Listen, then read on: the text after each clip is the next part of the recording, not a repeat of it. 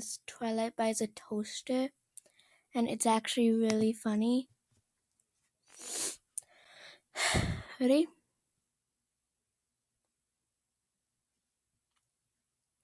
Beep. The small innocent beep was accompanied by precisely 2 seconds later by a fair scream, what sounded like a very large dictionary being hurled at the wall. "It won't stop beeping!" Princess Twilight stormed out of her kitchen, her face contorted with the fury of young, volatile, eloquent goddess. "It beeps when I turn it on, it beeps when I turn it off, it beeps when I change the toast settings, it beeps when I press anything at all.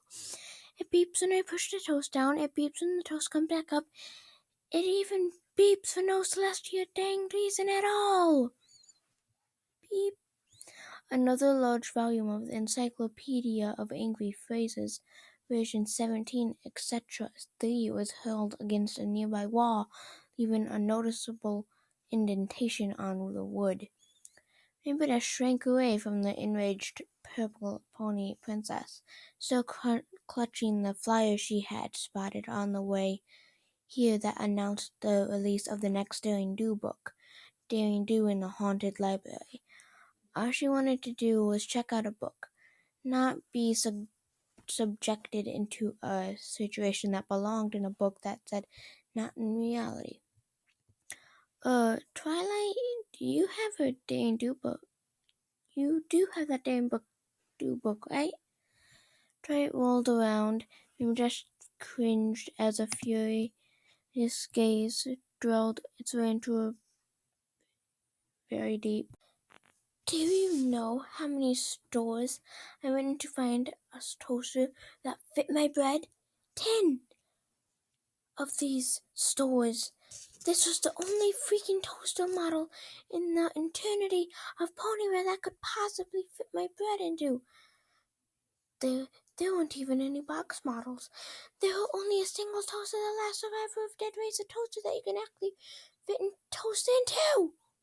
Well, beep. "And it won't stop beeping!"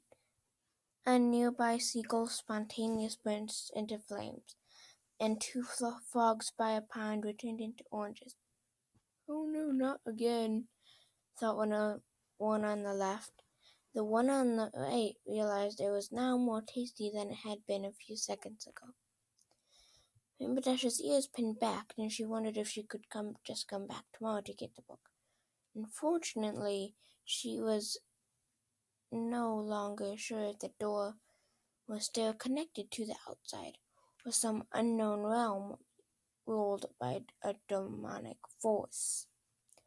Or perhaps I should just simply return it. I too considered this action, of course, a recent event, but woe is me, for I cannot return. Literally the only freaking toaster that does its celestial forsaken job, because then it would be awfully hard to make toast. Now wouldn't it? Instead I am forced to subject myself to the maddening torture of this Sartana spawning that calls itself a toaster, for all its cursed and thing and equestria that can only actually toast. Another piece of reality came unhinged as a magical whirlwind picked up around Twilight, who slowly advancing on Rainbow Dash. What insane world do we live in when we're still standards bread sizes are half-inch too big for the standard toaster size? How many can this possibly economically sustain? How does a free market manage to create such a ridiculous situation? Does no one else toast bread? What do they use toasters for? Pop-Tarts? Tell me, Rainbow Dash, tell me! Rainbow Dash cowered in a corner, wilting under her gaze of the mad god, as bits of parchment and books whirled around her in maelstrom of rage and hate and rage.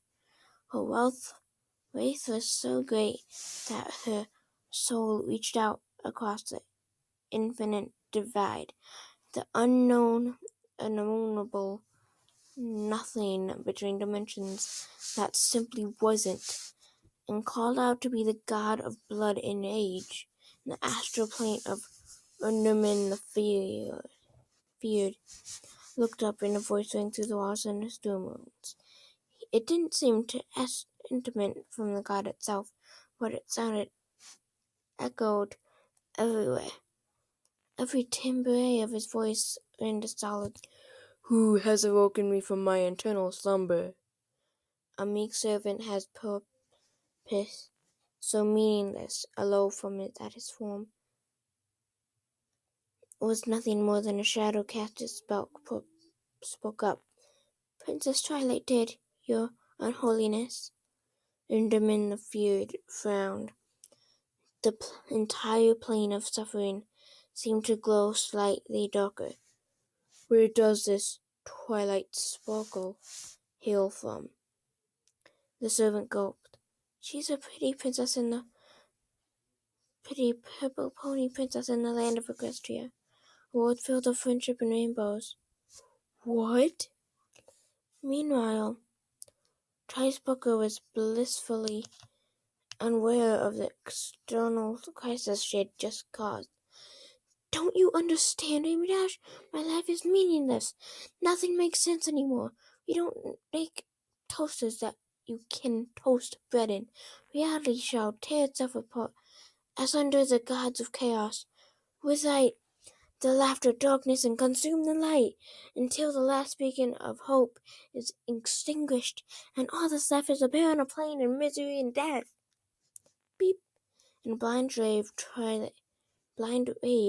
Twilight spun around and fired off a blinding bolt of magic energy in the kitchen implant, which was unsunkingly vaporized with a great prejudice. Twilight huffed, and errant pieces of flying debris slowly fell to the ground around her as wild magical tempests died down. A smoking crater on the kitchen counter was the world's only reminder of what had once been, and what could never be covered. The toast had been banished into toaster heaven, and its now was lost forever. Rainbow Dash, who had a penchant for talking before her brain could catch up, saw fit at that moment to say the worst possible thing ever. Did you just vaporize the only toaster in Equestria that could fit your toast into? Ponyville was subsequently obliterated. Hey guys, I hope you liked my reading of Twilight by the Toaster. The Lost Narrator read it and I decided to do it. It's written by Cloudhop.